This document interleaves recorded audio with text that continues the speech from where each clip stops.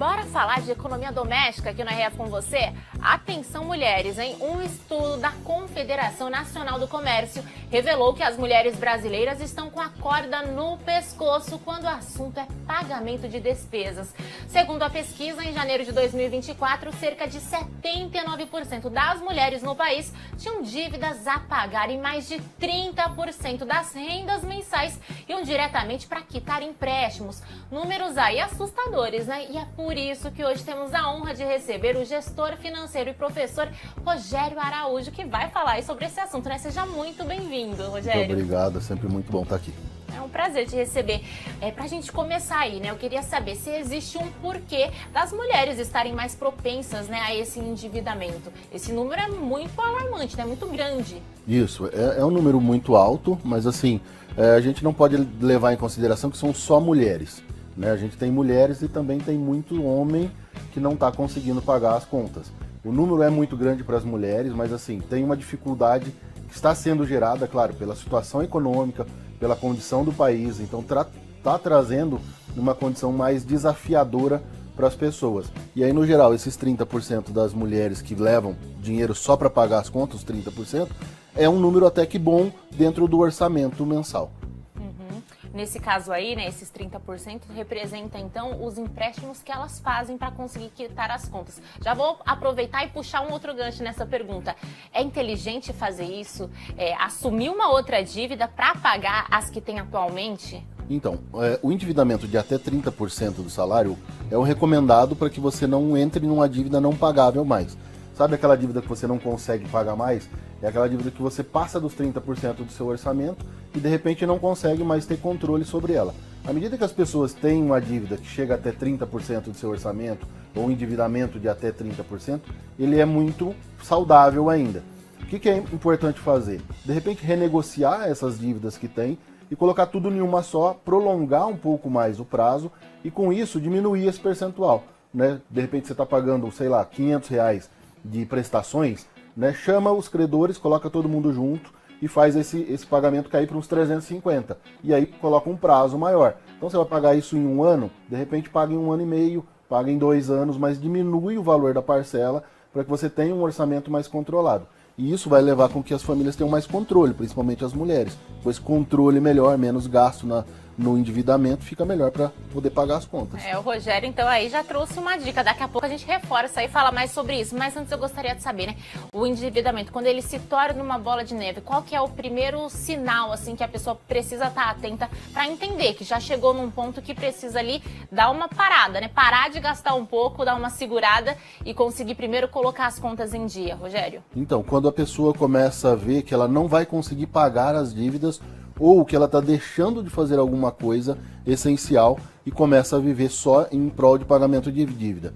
Por exemplo, as pessoas deixam de ir ao shopping, deixam de passear com os filhos, deixam de ir nos lugares, nos parques, por exemplo, fazer um passeio com o filho, porque o filho vai pedir um doce, uma pipoca, um balão, e você não vai porque você não tem esse dinheiro para gastar. Ou seja, você chegou no limite e é hora de chamar o PROCON, de chamar o órgão responsável. Para quê? Para você sentar junto com eles e falar assim, me chama todos os meus credores porque eu estou chegando numa situação que eu não consigo pagar mais as minhas contas. E aí chama eles, senta todo mundo junto, faz um bem bolado ali, prolonga essa dívida e começa a viver de novo. Porque eu acho que o renegociamento, e tem uma lei para isso, tá? Que tem a lei do superendividamento no Brasil.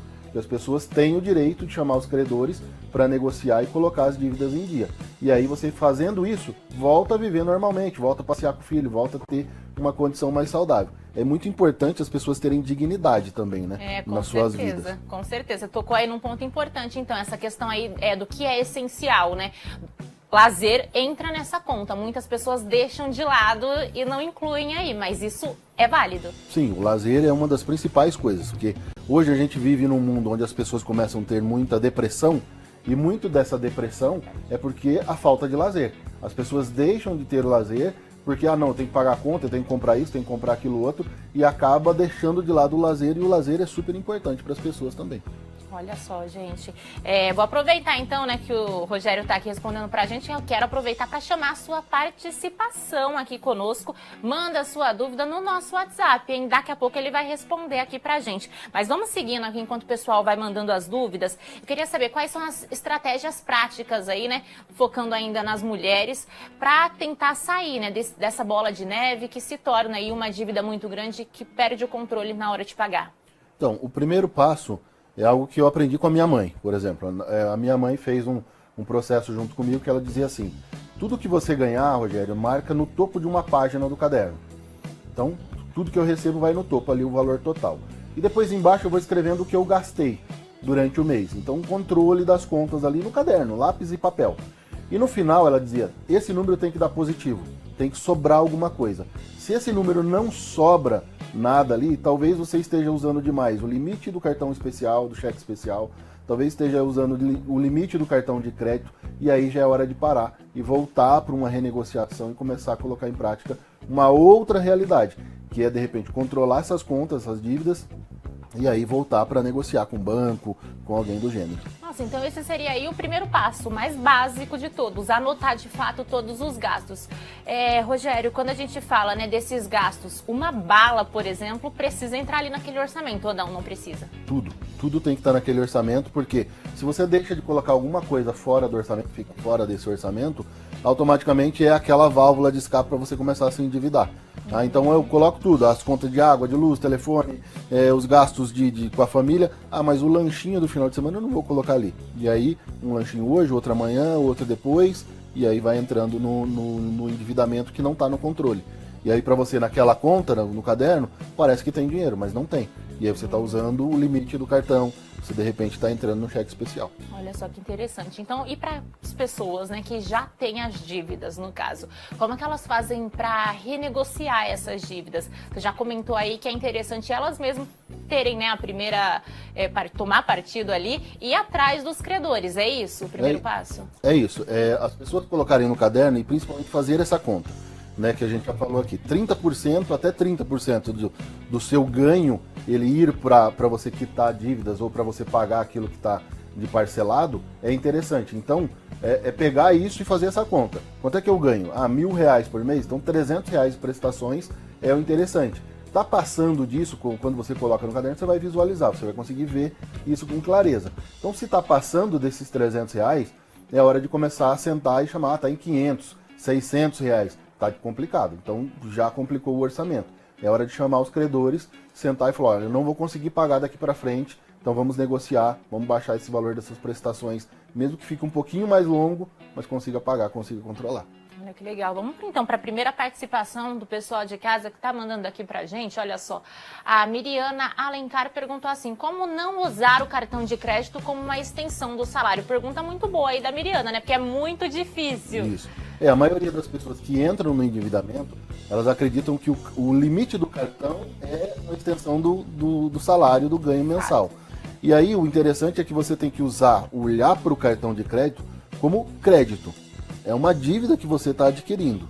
E aí você tem que controlar isso como: olha, entra no meu cartão de crédito, por exemplo, estar endividado é uma coisa, né? Ter dívida. Estar inadimplente é outra. Eu posso estar endividado porque eu compro tudo no meu cartão de crédito. Só que quando chega no final do mês, eu pago a fatura integral. Então, eu quito a minha dívida todos os meses. Tá? Não tem problema nenhum quanto a isso. Só que tem que olhar para isso como assim: o meu limite do cartão não é o meu salário.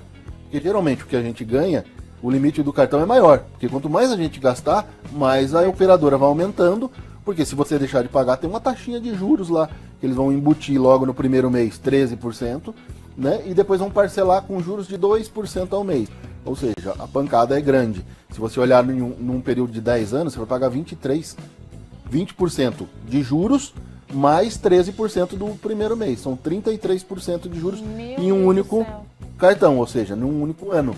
Então, se você gastou R$1.000 e deixou de pagar R$1.000 no seu cartão de crédito, essa dívida vai para R$1.330 para você pagar. E se você parcelar em 10, vai virar R$133. Parece que não é nada, mas é R$1.000 só. Então, os juros é muito alto para o cartão. Então, precisa olhar para o cartão como ele é crédito. Ele não é uma extensão do salário. O limite do cartão não é o seu pagamento.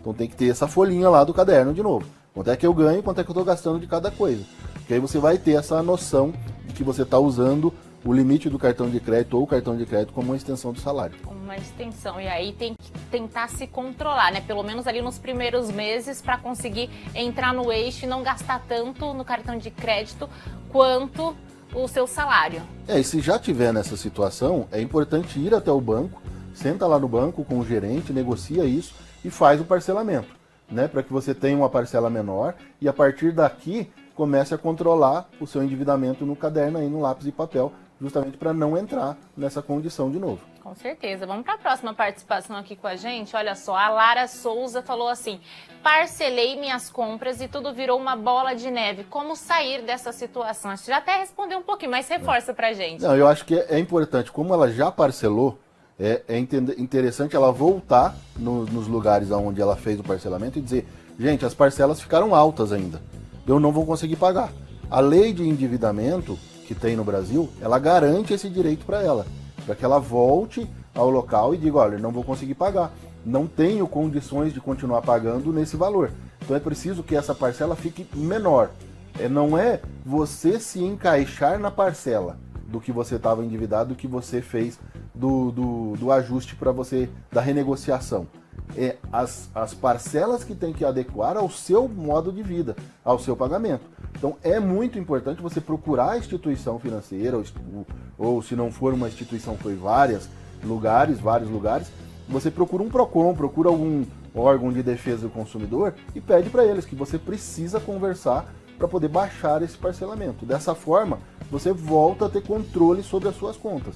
É muito importante ter controle das contas, porque eu digo, já disse, vou repetir.